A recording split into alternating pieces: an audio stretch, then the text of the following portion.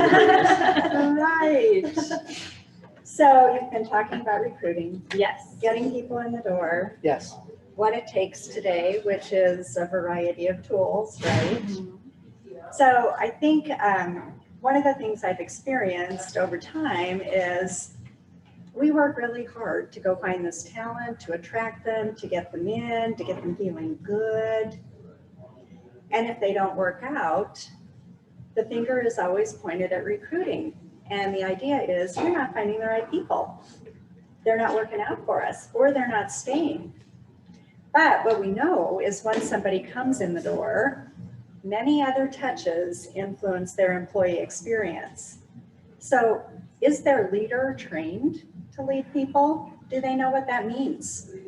Right? Or is their leader an individual contributor who was promoted to this position and we just assume because they were so good at the job, or they'll be good at this job too.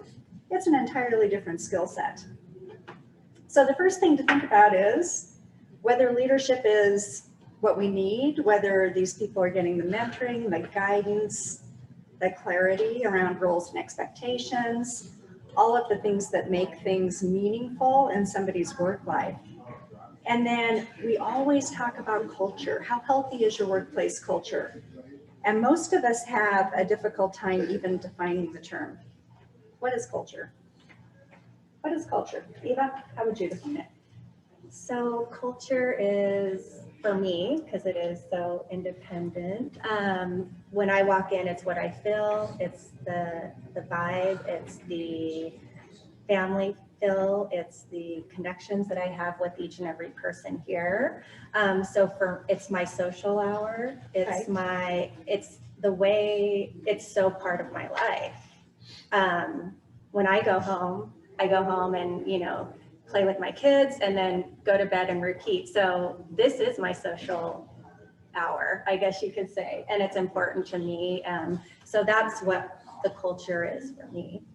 That's such a good definition. I always think of it as, what does it feel like to work here?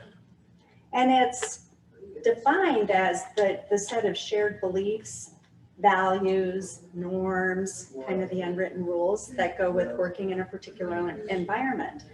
What I know from my consulting practice is I can walk in to a place of work and feel either the positivity or feel the life get sucked out of me because it's not good, right? So you can feel culture.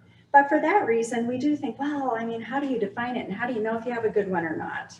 Well, one of the things we do know is there are mechanisms that allow us to survey. Scott. Can I say really quick, just because we have some people who have been here for a little while, that feel free to get up and go whenever you want. We'll continue the conversation, I think, at least until I've got to leave at 11:30, so I'm going to get up and go at 11:30. But please feel free to stay and engage as long as you want.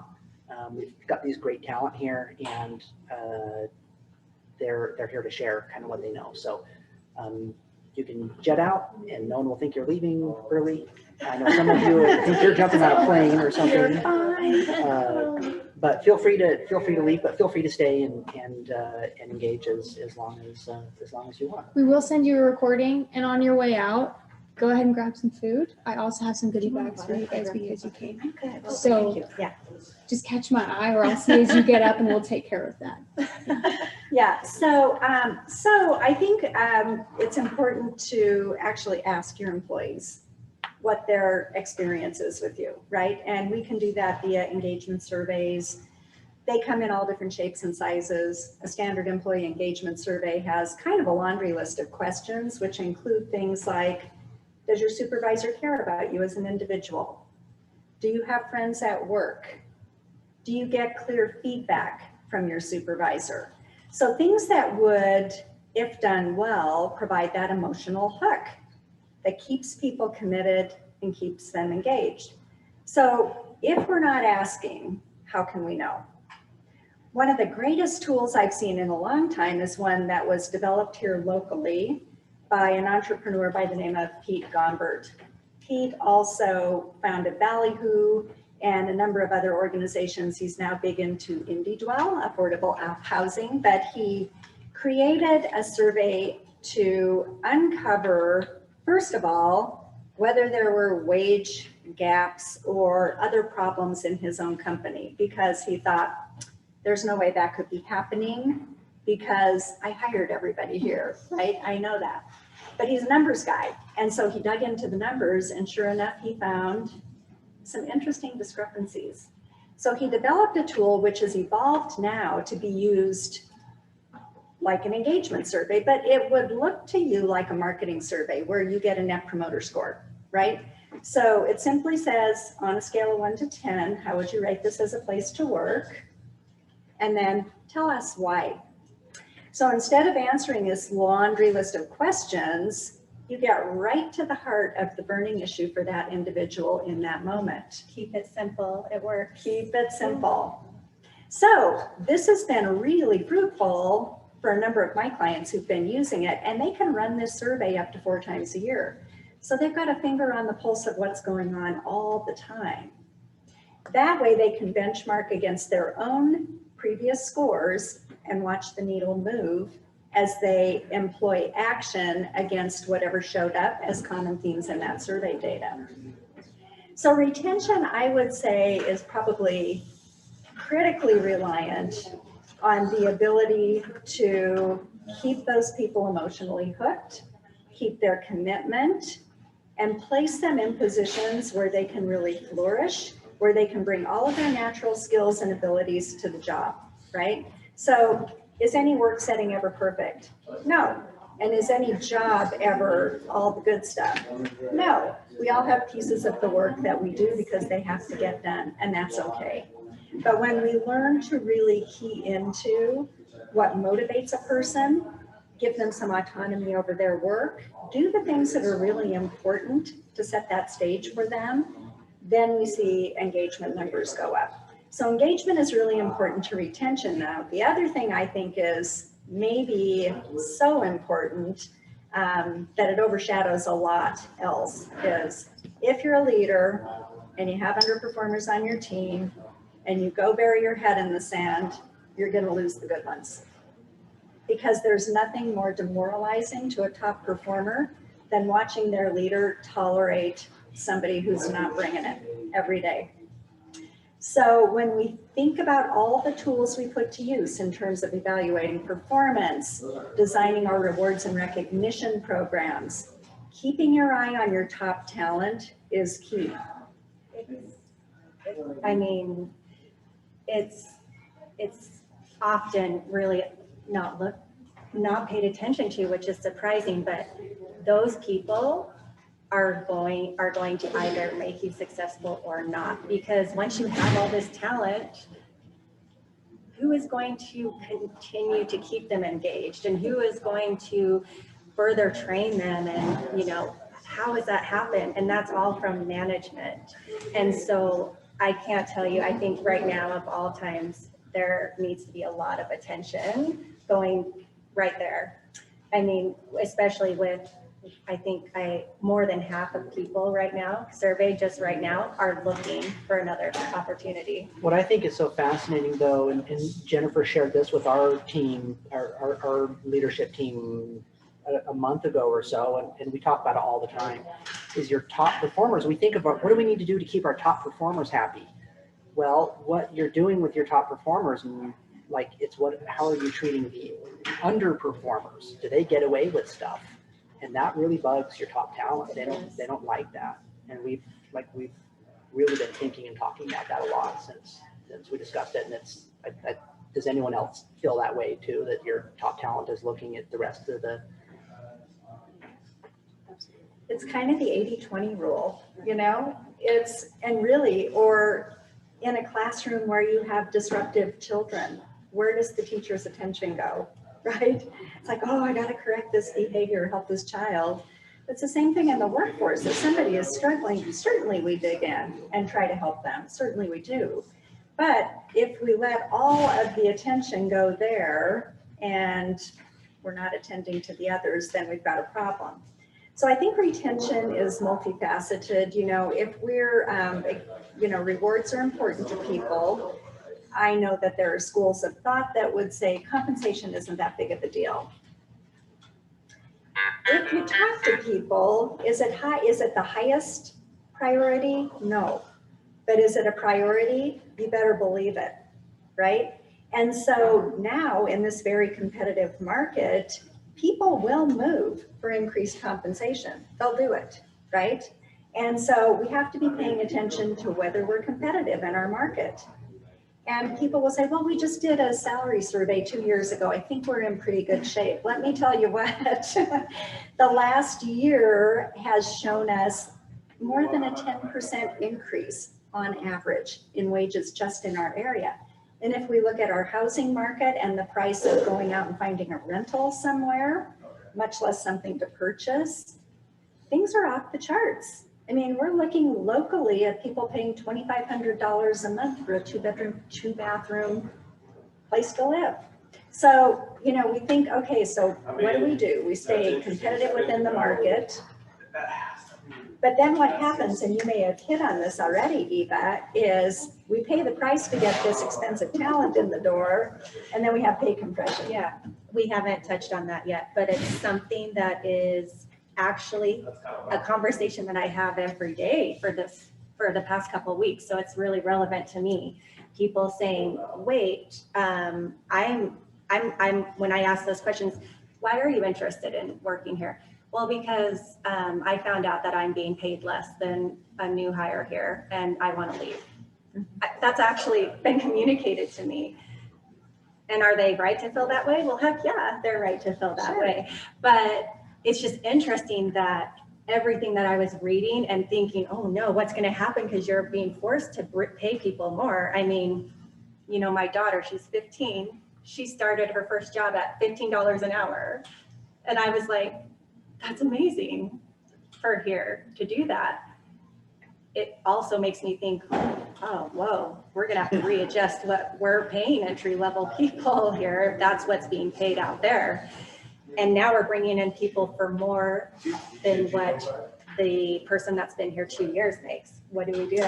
Yes, and so many of my clients ask that exact same question. We have to get this position filled. It's a key position. We have to pay more than what our salary structure would indicate. How do we even the score? And so, and as much as we would love to think that people don't talk about pay, they talk about pay. So it's not going to be a closely held secret if there's a discrepancy there. So most of the time, what we say is, for one thing, address it, right? Don't let it be the elephant in the room and have your employees thinking, okay, well, you don't know that I know, but I know. Yeah. So talk about it and tell them what your plan is. And maybe you lay out a stepped plan to get them positioned correctly. To Like a reflect. quarterly truing up. Or, Yeah, quarterly, every 6 months, something until they're placed appropriately given their tenure, their experience, and their skill set compared to that new hire, right? So put a plan in place. You know, I have a client right now who says, we already plan to do a complete pay study at the beginning of the year. Cool. And things might move more between now and then. We have no way to predict this. So this client has decided to provide quarterly bonuses to employees to tide them over until this pay study is done. because I mean, is it also they're thinking there will be some leveling out? Yes. Okay. Yeah. Yes, and so, but in the meantime, What do can we you do? just say, oh, well, just wait, because we'll get that pay study done, because people will say, I'm not waiting, Yeah. right? But yes, Scott. I wanted to say how much, I think that's really smart. I was listening to the founder of Home Depot the other day talk about how like the wages are going up, and he said they never go back down. You can't do it, so you have to be really careful about giving wages. I think giving like a whether you call it a bonus or whatever you might want to call it Right. in the meantime, because the market pressures at some point will release a little bit, and so I think, and then you're kind of stuck if you have given pay increases. Right. You're kind of stuck with those. You're But very then much maybe stuck other- with them. Yeah, Other no one's ways. ever gonna say, so we're gonna move you back down to. They just don't typically go back down. No, they don't. And the fact is, this particular employer has a reputation inside and outside for being very attentive to employees. I mean, their rate of turnover is next to nothing. When people go to work there, they don't leave. They love it.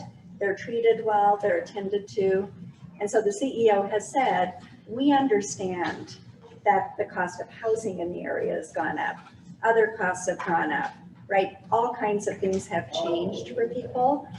We're not going to ignore that. We want to keep you whole while we get this all figured out. So this is our method by which to do that. So I think so much of this comes down to communicating to people, letting them know you see them, you're aware of what their challenges are, and you're taking measures to kind of even the playing field. Yeah, just voicing that, the acknowledgement is what people expect, and I think it's important. I think so. And then providing opportunities for people to continue to develop themselves is a huge retention tool. So, you know, most of us go into our discipline thinking, this is great stuff, this lights my fire. But in order to continue having that be the case, we have to continue to learn. Most of us are continuing to be curious. So offering development opportunities in the way of intellectual stimulation, certainly, but then even helping people make strides in terms of their personal well-being, their financial well-being, providing education to them so that they can effectively save for retirement.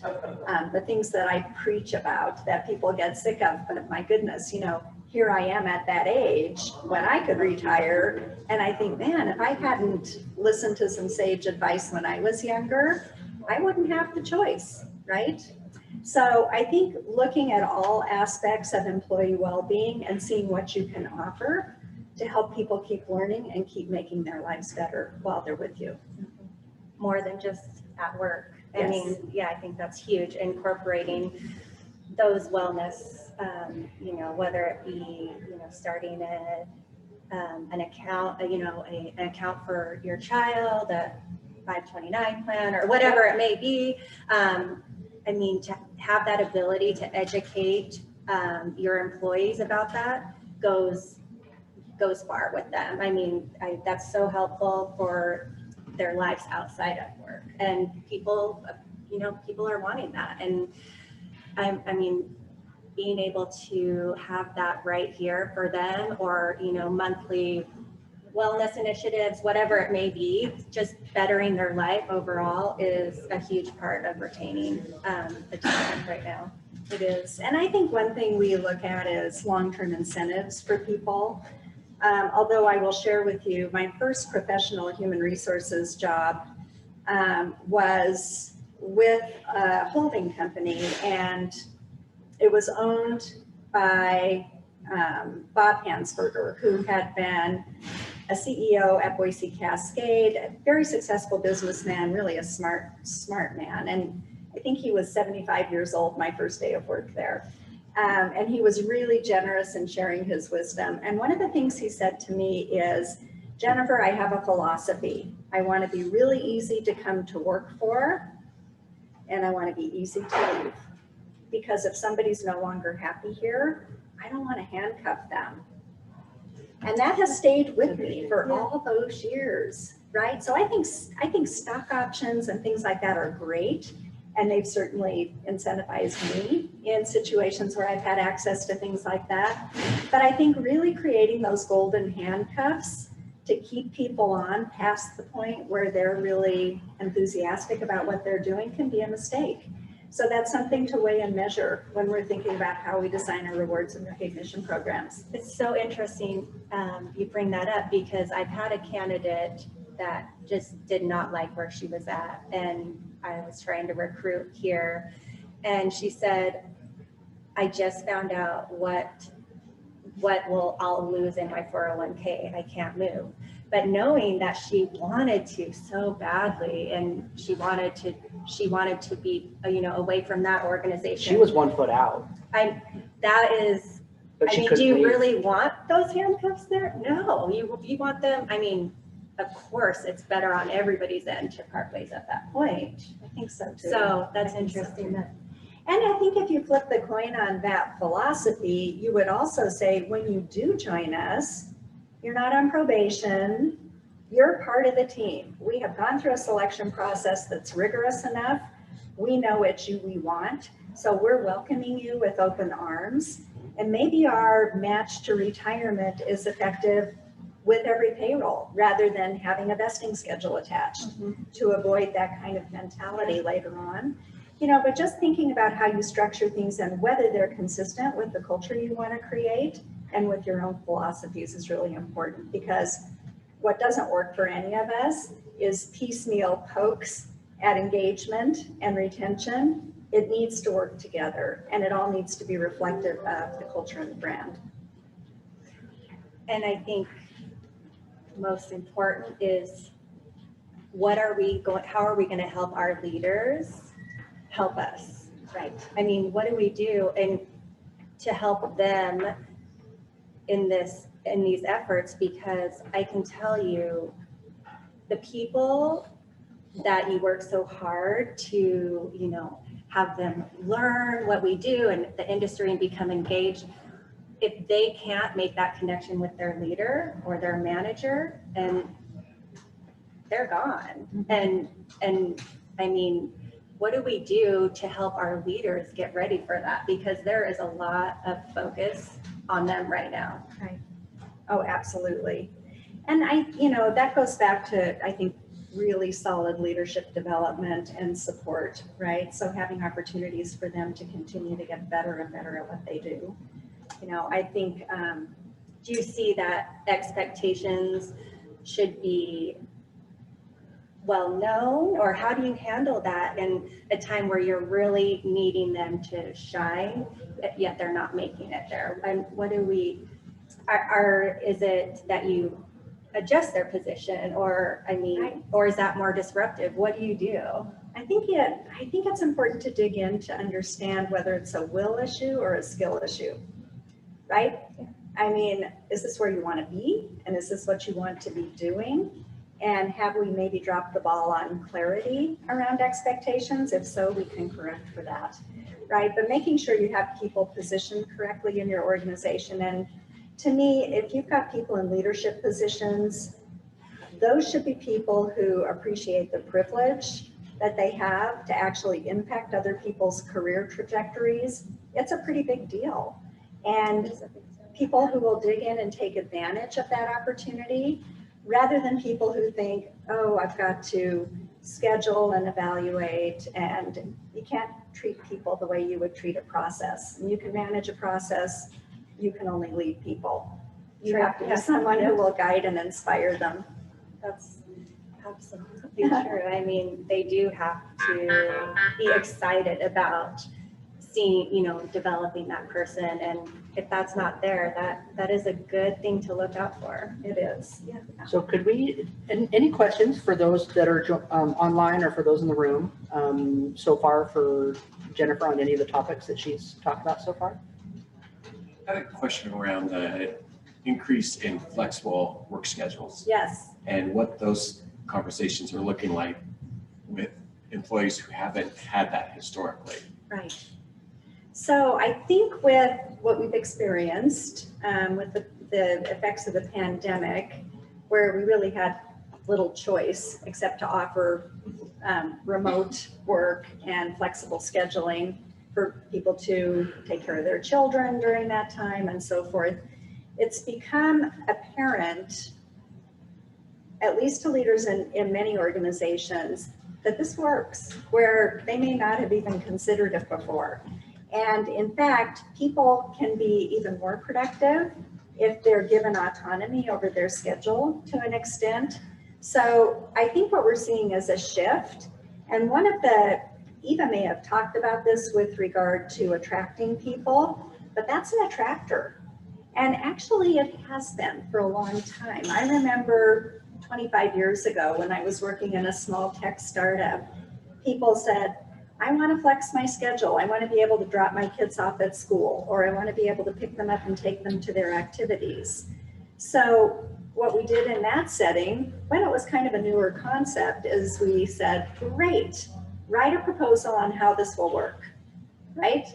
What it looks like, who's your backup, how all the bases are covered, and then we'll agree to pilot this arrangement for 6 months. Then we'll revisit. If we need to tweak it, fine. If it's not working, we'll go back to the old way.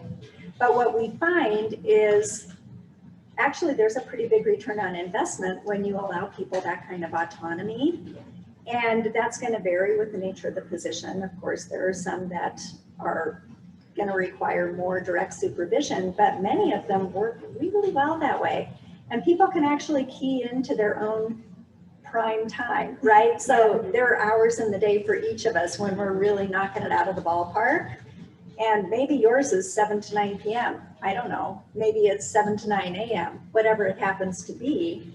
If I can gear my work to kind of fit those energy bursts, better for everybody.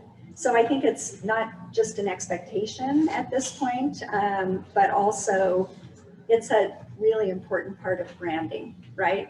So really looking at the positions you're hiring for and determining, can this be done remotely? Maybe I should explore that a little bit and make that available because it could attract the right people. I had an interesting on this topic. I had 2 employees in the last 3 weeks talk to me about doing 4 days a week and not working Friday anymore. But even more interesting than that, it was for less money, right? Yeah, I mean, oftentimes I think, well, everyone wants to make as much money as humanly That's possible what I because thought. that's how I'm wired. But for other people, other things are more important. Like it's more Right. important to this individual that's 26 and they want to live their life and they want to go with their girlfriend on the weekend and go camping and go explore and stuff. And that's more important than making that extra, the money on Friday. And I was just thinking, wow, it wouldn't be a big deal for me to rearrange my schedule or my expectations a little bit and to give this person something that And that's where I was more curious about is the existing employees Right. stepping back hours and maybe foregoing an increase in compensation. With that. Well, let me offer this. So many studies have been done very recently on this topic of the 4-day work week. And so I've read plenty about it. There's a local company, you would all know them if I mentioned who it was, but I'm not going to. Now you want to And now you want to now we want to know. They have a great reputation as a good employer, and they're piloting the 4-day work week with no reduction in compensation. Fact of the matter is, when people are coming into the office, there is a certain amount of time spent socializing, which is not a bad thing. I mean, we like that, right? But there are more interruptions to the work, etc. So they're already they already have a hybrid arrangement, and with things moving the way they're moving, they may go back to everybody working at home again for a period of time. But what they've decided to do is pilot this. If productivity remains the same after this trial period, they'll likely keep it in place. And I think that's a pretty big carrot for people to think, okay, if I can be as productive in 4 days as I had been in 5, I have a 3-day weekend every week. My guess is it may be more productive. Yeah, they'll find a way I to think do the it. studies you're talking about is the one out of Iceland that they went to a Yes. 36-hour work week. Yes. And their productivity, there's one Iceland and then Scandinavia as well. Right, And it's over a 5-year period, the productivity went up with the 36-hour Right. work week. yeah, it's kind of amazing, And we've already had a 1-year study with COVID. right. I mean, everybody was working a flexible work week, probably not working a full out 40-hour week. And we were way more productive. Right, So, right. And I think on top of that, you probably weed out the people that aren't really productive for your organization Very- anyway. very quickly. So, Right. I mean, it's multi. Right. Yes, so I'm going to be really interested to see what this local company does and how this turns out for them. I really need to know. I'll report back. Did you have a question or a comment, Yeah, Brody? you had a question. Yeah, we went remote well before COVID, so it was like nothing for us, but we got rid of PTO and vacation time, and like we stopped tracking it, and we got more productivity, more work hours in. We're to the point where I'm like, okay, you haven't taken time off in a while. I had to like force people to like, It really is, Tom, but it does. and it's You need a break. yes, and we got rid of a lot of the administration part of it, and it was just like a win-win all the way around. So unlimited Off your PTO. balance sheet. Yeah, you take as a off, company. you just get your work done, Huge. get your work done, take off whatever time you need. If you need to go to your kids' talent show or whatever at school, and take it Oh, off. yeah. If you want to, Because we trust 3-day you weekend, that you know your job and you know when you can be away. I think just let us know. Yeah. Like, don't, Right. yeah. But Put that's it about on, yeah, put it that's on your calendar Yeah, so we people hear know. that a lot more and more. You should value productivity rather than just time. Yes. Because they can be there all Friday, just, moving papers around, but not really. Exactly. Right? No, that's And so if you see exactly typically, like when you are Never going, when you need to take a day, if you hire the right talent, right? And you have these 8 players in your team, right?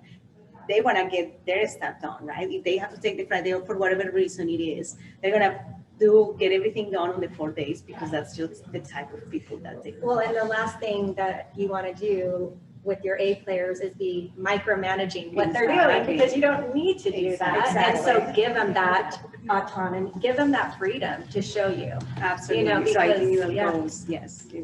Yeah, I heard a leader say recently, I hire adults. I'm not worried about what time you're taking away. Right. Exactly. I mean, Yes. I know you'll get your work done. Exactly. and because I never have a problem with you getting your work done. So why should I question, Right. and I think just, when I have to step away from something, knowing that I'm not going to be hassled about it or questioned about it is a lot for me, because I don't have to worry about that. And I can step away and do what I need to do Right. versus having to have that mental space being taken.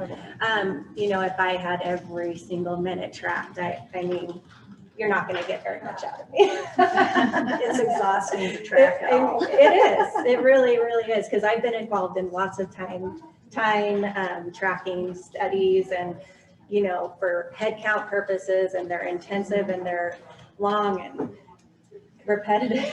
Yes. And it's good information, but it's just not something you're going to get more out of anybody that you allow to just stand back and watch how they handle that process and how they tackle their day.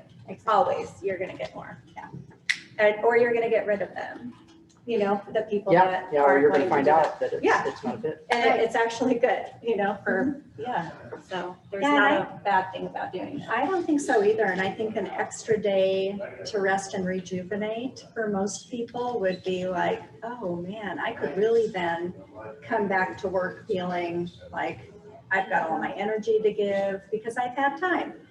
Because most of us in our time off, working a standard 5-day-a-week schedule, plus, let's be honest, right? Right. We have all the errands to do. Somebody's got to grocery shop, food prep, pick up the dry cleaning, go do all the things, right? The list is so long. The list is really long. And so you spend most of your weekend doing that, right? And running around. And so to just have a day to really and truly kick back and do something that brings you lots of joy, and maybe it's go for a long bike ride, get out on the water, do whatever it is, right? That is what most of us thrive on, and that's how we find our balance. That's where you can recharge your battery. Yeah, Not when you're, oh, I've got to get the lawn mowed, I've got to get the Yes. laundry done, the grocery shopping, and because life still goes on, so you Yes. have to do those things. And then I was thinking, it's usually about 5 o'clock on Sunday that I'm like, okay, I'm all done. Let's enjoy ourselves. that's true. So It is yeah, very you don't much. have very much time. And then by 9 o'clock Sunday night, you're gearing up for the work week and you're off to the races again, right? Yeah, it all starts with Well, great conversation so far. Does anyone have any questions as we kind of edge towards wrapping up here for Jennifer or for Eva? Jennifer covered a ton of ground. in a very short period of time and could go, you know, into full day sessions on like, I'd be the only one who would enjoy it. But I love it. No, she has so much good information I to share. had a question. You talked about surveying. How often, you know, your clients that are doing this right, how often are they doing surveys, whether they be engagement or whether it be other kinds of feedback that they're getting from their employees? How often should that be I think happening? the standard is a couple of times a year. I mean, a lot of organizations will do it annually, right? And the key is asking the same things. You know, if you're going to use a list of questions, ask the same questions each time you survey, because otherwise there's no way to determine whether you're Benchmark. Getting it better or not? Yeah. But the survey that I mentioned, that's more like the Net Promoter Score survey, for one, is very inexpensive to run. And for two, you can run it up to 4 times a year for one cost. So depending on how much change is going on in your organization, or, you know, if there are reasons to think I need to keep a closer eye on things. What's going on out there. Right. I mean, Right. Yeah. And how is that affecting people and their morale and their level of commitment? So I think I have had clients do it 4 times a year, and some of them have just stayed on that schedule because they like getting that feedback that frequently. Others will say a couple times a year is fine. Is it anonymous or? Yes, so it's a third-party vendor, and you feed them all the demographic information on your population. They administer the survey, collect the results, and use artificial intelligence to bucket the answers. So it's, even if you have a big organization, it's not as though you have to pour through all kinds of results and try to pull out common themes. AI does that for you to a great extent, but you do get to see the narrative, right? So now, and that wouldn't be available to everybody in the company, but you do see the narrative. There are just no names attached or other personally identifying information. I have a question from April online. How often should we be looking at salary data? This is so time consuming and from a G&A perspective, hard to keep up with from the C-suite perspective. That's a great question. So typically I would say you should be looking at it annually because sometimes the market can change. Now, if we were in an opposite situation, say, let's go back to 2008, 2009, when the economy took a giant nosedive, there was really no reason to look at salary survey information in the year following that because things were not moving up, right? But in this era, I would say it's important to keep abreast of what's going on, to understand what changes are happening. And if you're not in the habit and you don't have the rigor of having a fresh look every year, you should probably develop that. The other thing is the market's going to tell you, because if you go to recruit for a position and people pull out at the last minute, or you're not doing a good job keeping them on the hook, keeping them warm, you're going to lose them. That will tell you too, am I offering the right package to people? And I always think about total compensation, right? I mean, for entry-level people, they're looking at base pay, but more senior people are looking at your whole offering, your whole value proposition. So making sure that you're remaining competitive is critical. And I would say in the last year, things have changed dramatically. Knowing it ahead of the time before you're trying to bring those people in is key. Right. It's never worked to my advantage to entertain it if there's no way you can get to a point of where they're going to be satisfied with the salary. So just really understanding what those limits are, Right. Going into recruit for that position is huge. And understanding exactly how far it can go. Right. Yeah. Any other questions from online or in the room?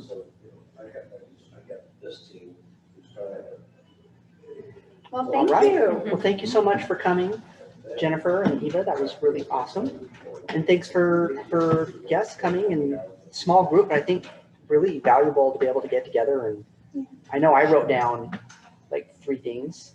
And some are things where I've heard them before, like, oh yeah, this should be surveying. I forgot about that. Yeah. And we'll be getting a recording of this. Yes. Right, okay, because I wasn't taking notes. Yeah, the eye in the sky is right here, and Yes. it's listened to everything. Yeah, we'll shoot out the recording to everyone, and feel free Perfect. to Thank you so much. share it and follow up with. We'll send out Jennifer's contact information if any of you are interested.